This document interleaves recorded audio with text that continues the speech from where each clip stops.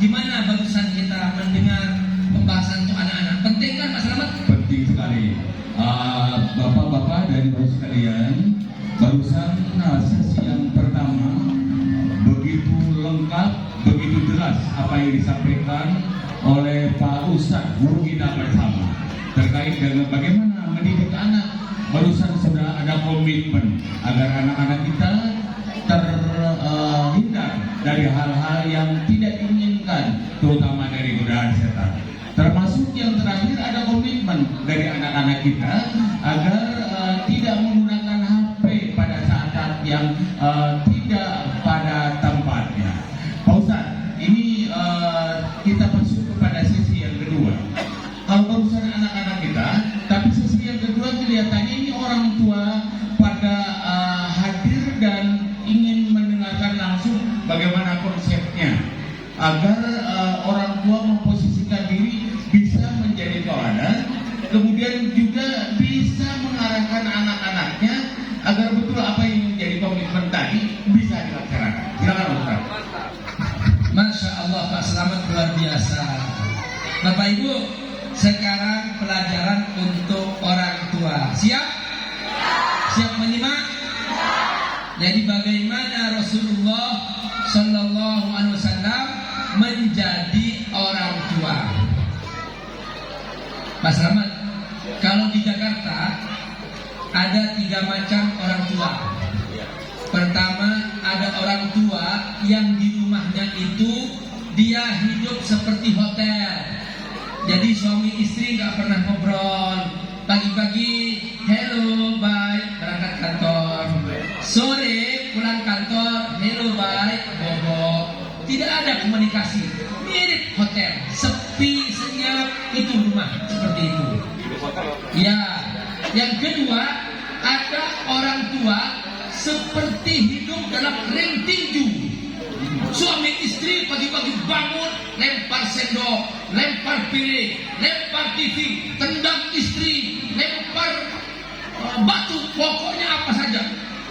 Tengkar setiap hari. Anaknya nonton. Anak yang dibesarkan di rumah suka melihat bapak ibunya bertengkar, pasti anak suka bertengkar. Nah, itu rumah yang kedua, yaitu seperti ring tinju. Yang pertama seperti apa? Dampaknya ada yang tawuran itu. Ya, jadi yang pertama seperti hotel, yang kedua seperti ring tinju. Bu, ada yang ketiga, yaitu rumah tangga seperti masjid. Jadi ibu bangunin suami, Pak, sholat tahajud yuk. Masya Allah indah banget. Masya Allah suami jadi imam, istri jadi makmum. Kemudian habis sholat tahajud, siap-siap suami berangkat ke masjid. Pak, suami sholat di mana Pak? Suami sholat di mana Pak? Kalau bapak mau sholat di rumah, pakai mau kena. Halo Pak. Jadi sholat bapak-bapak di masjid. Nah, ini adik-adik, kamu laki-laki perempuan? Pakai mau kena atau tidak? Sholatnya di mana? Di masjid. Jadi laki-laki ke masjid. Kalau ibu-ibu nggak apa-apa di rumah, karena memang masjidnya ibu-ibu di rumah untuk menjaga fitnah. Jadi bapak ibu dan bapak, ini keluarga seperti masjid, suasananya Masya Allah. Habis pulang dari masjid, bapak bertanya, Mak, sudah berapa juz sudah dihafal sekarang? Sudah berapa juz dibaca? Alhamdulillah Pak, kita sudah membaca 1 juz. Papa sudah berapa juz? 5 Mak, Masya Allah. Juz mangga, juz timun, juz wortel, Masya Allah. Bu, inilah dia rumah tangga seperti masjid. Suasana indah, teduh dan sebagainya, nyaman. Ada satu rumah suami istri seperti pasar. Istrinya bangun, Pak, mana uang belanjanya? Mama mau ke pasar sekarang. Sedikit-sedikit belanja, sedikit-sedikit online, datang ketok pintu, ting, belanjaan lagi datang. Ya Allah, rumah seperti pasar, tumpukan belanjaan banyak sekali. Nah, Bapak Ibu Allah, pilih rumah yang mana yang Bapak Ibu sukai. Seperti pasar, seperti ring tinju, seperti hotel atau seperti masjid? Betul nih. Yakin? Mulai hari ini di rumah banyak diperdengarkan Quran. Pagi-pagi zikir pagi, banyak zikir pagi, Bapak Ibu Allah. Banyak sekali di YouTube, banyak sekali. Klik namanya Surat Pagi, langsung keluar di situ zikir pagi. Step, dengarkan di rumah. Setan tidak akan masuk ke rumah yang dibacain zikir. Setan itu masuk ke rumah yang tidak ada zikirnya. Ketika seorang penghuni rumah masuk ke rumah, keluar rumah tanpa zikir, maka setan senang bergentayangan di rumah itu. Penghuni rumah mereka malas, inginnya nonton, inginnya makan, inginnya ngobrol, inginnya sia-sia. Itulah penghuni rumah yang tanpa zikir. Makanya buka pagi hari dengan zikir, tutup sore hari dengan zikir. Rumah yang penuh dengan zikir tidak akan pernah ditempati setan. Bu, halo, siapa yang suka setan? Ngacung? Kok gak ada yang ngacung? Gak ada. Terus saya ingin tanya, di rumahnya ada zikirnya gak? Mantap. Jadi di kampung kita ini, kampung apa? Paledang, insya Allah semua rumah mulai hari ini isinya apa?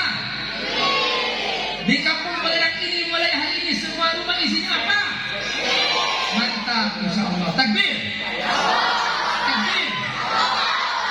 Takbir. Bu, Bu, pernah ketemu setan baik nggak, Bu?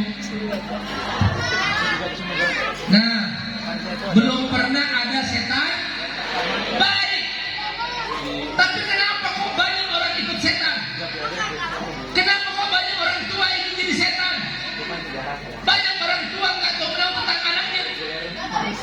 Dibiarkan tuh anak buka aurat. Ada orang tegur, Bu, ini anak ibu sudah besar, suruh pakai jilbab, Bu. Ah, biarin aja, dia masih SD. Setelah selesai SD masuk SMP. Bu, sekarang SMP itu anakku belum pakai jilbab, Bu.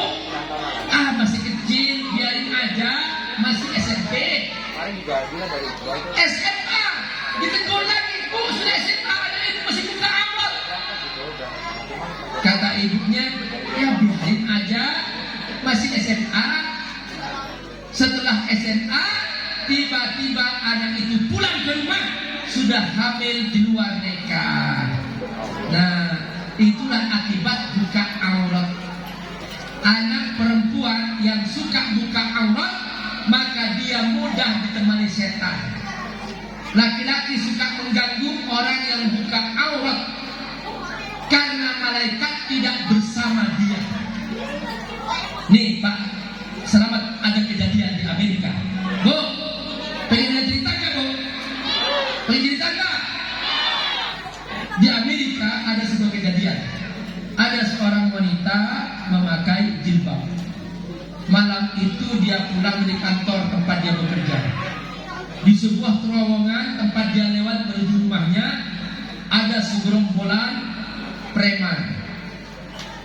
Dia lewat dengan aman, tidak ada satupun preman yang mengganggunya. Begitu pagi hari dia pulang, dia buka koran, ternyata ada breaking news, ada berita besar, yaitu di terowongan tadi malam terjadi pemerkosaan terhadap seorang wanita. Wanita yang berjilbab ini tertarik ingin mencari di mana gerombolan preman itu. Bertemulah kemudian di penjara. Dia tanya, wahai preman, tadi malam aku lewat di terowongan itu. Kenapa kamu tidak mengganggu aku? Kenapa kamu malah mengganggu wanita yang datang sesudah aku? Tapi aku aman. Kata segerombolan preman berkata kepada wanita berjilbab ini, ketika kamu lewat, kamu dikawal oleh orang-orang besar-besar sehingga kami takut. Padahal wanita ini sendirian. Ya Allah, perhatikan. Jadi wanita yang menjaga kehormatannya, Allah akan melindunginya dengan malaikat-malaikat yang diperintahkan Allah untuk mengawalnya. Tahu nggak? Yang diperkosa siapa? Yang diperkosa, yang dirampok adalah wanita yang buka aurat. Karena preman tahu bahwa yang buka aurat ini mau dizinai, mau diperkosa dengan caranya dia. Itulah buktinya disuruh buka aurat. Seperti itulah Bapak Ibu Allah, pemahaman setan. Makanya jangan beri kesempatan setan untuk merusak kehormatan kita. Bapak Ibu, jaga rumah kita dari barang-barang haram.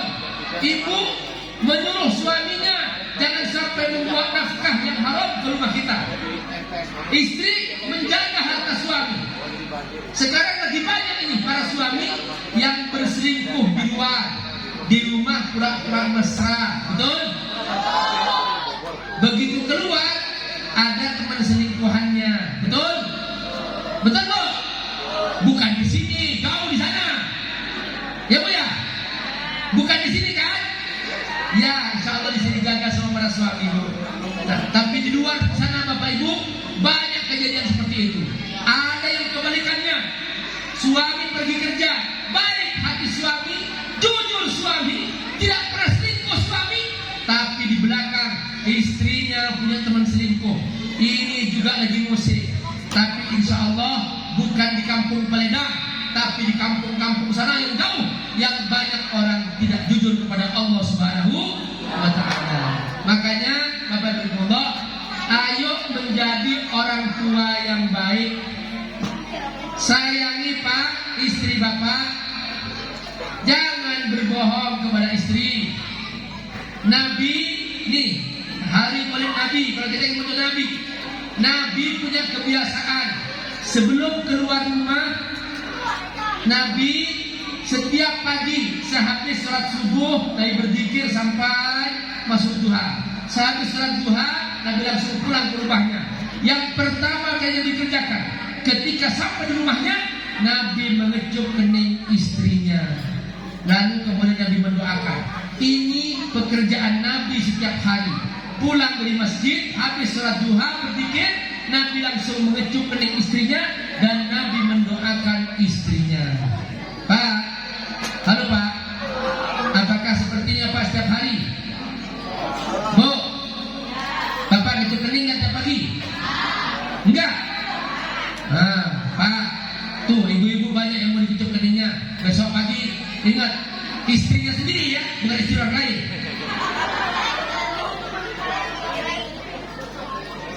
Bapak Ibu rahmatullah, seperti itu Nabi. Ada seorang kakek profesor, dia sudah tua ya. Dia punya kebiasaan luar biasa, bagus sekali. Setiap berangkat sebelum ngajar, dia sempat kecup kening istrinya. Luar biasa.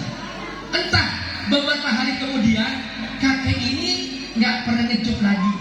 Istrinya nanya, Pak, iya, sudah seminggu aku tidak pernah ngecup keningku. Kata kakek ini, profesor ini, loh, yang saya kecup tiap hari siapa ya? Ternyata yang dia kecup kening pembantunya. Nah, makanya Bu, jangan beri kesempatan pembantu mengantar sampai ke pintu. Yang ngantar suami ke pintu harus istri, bukan pembantu. Halo, siap ngantar suami sampai pintu setiap pagi? Siap Bu? Betul? Pak, siap ngecup kening istri tiap pagi? Dan doakan jangan lupa Pak, doakan. Jadi doanya adalah Allahumma inni as'aluka khairaha. Kita ucapkan sama-sama. Allahumma inni as'aluka khairaha wa khairama jabalta 'alaiha wa a'udzubika min syarriha wa syarri ma jabalta 'alaiha.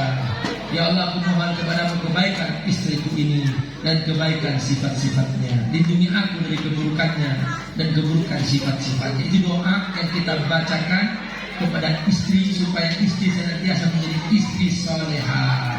Seperti ini orang tua. Jadi mohon jangan berpura-pura.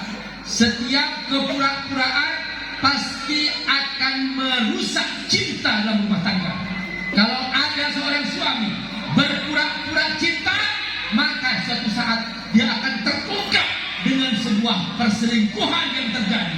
Kalau ada seorang istri berpura-pura cinta ke suaminya, pasti akan terungkap dengan sebuah perselingkuhan yang terjadi. Karena itu cinta abadi dalam rumah tangga membutuhkan sebuah kejujuran iman, kejujuran takwa kepada Allah Subhanahu wa taala. Makanya kita diajarkan suami istri dalam mengucapkan selalu kepada pasangannya, ana uhibbuk fillah. Ya, sama-sama ucapkan. Ana uhibbuk fillah. Ana uhibbuk fillah. Jadi suami mengatakan pada istri, aku cinta padamu karena Allah. Istri mengatakan pada suami, aku cinta padamu karena Allah. Tapi tidak boleh mengatakan ini kepada pacar, nggak boleh. Halo, mana yang pacaran? Nggak boleh. I love you, my darling. Pakai darling. Apa tuh darling? Ya Allah. Ada seorang kakek di airport, dia itu masya Allah, darling, bilang pada istrinya, istri sudah tua banget, ini kakek sudah tua banget, dia bilang, darling, masya Allah, si istri juga ngasih minuman, luar biasa. Anak muda cemburu di belakangnya, dia tanya, kok kakek mesra sampai sekarang pakai darling, kata kakek, dia berbisik, aku lupa namanya. Terima kasih sudah menonton Aska Channel.